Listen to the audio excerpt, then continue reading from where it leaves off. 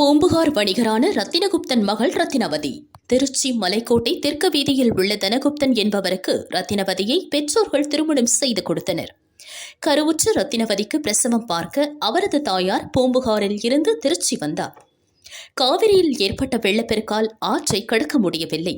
ரத்தினவதி மலைக்கோட்டை செவ்வந்திநாதரை மனமுருக வேண்டினாள். இறைவனை தாயாக வந்து பிரசவம் பார்த்து அருள் பாலித்தார். அஞ்சிலிருந்து சுவாமி தாயுமானவர் என பெயர் பெற்றார்.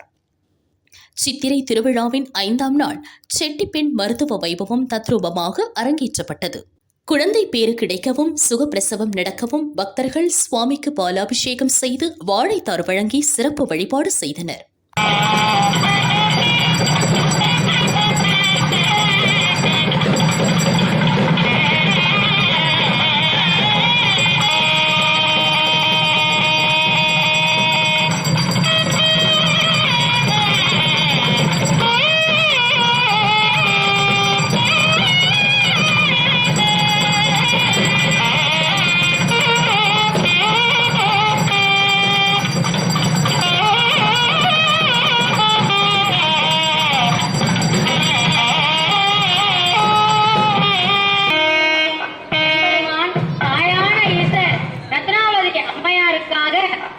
இறங்கி வந்து அவருடைய பெரும் கருணையாக இறங்கி வந்து நமக்காக அருள் புரியே கதி என்றாள்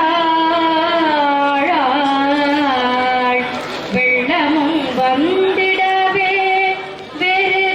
தன்னோ வருண பிரச்சோதயாத் வருணாய நமः ஆனந்த கர்ப்பூர ஜோதி ரக்ஷாந்தாரயாமி மூலமந்திரம் ஜபி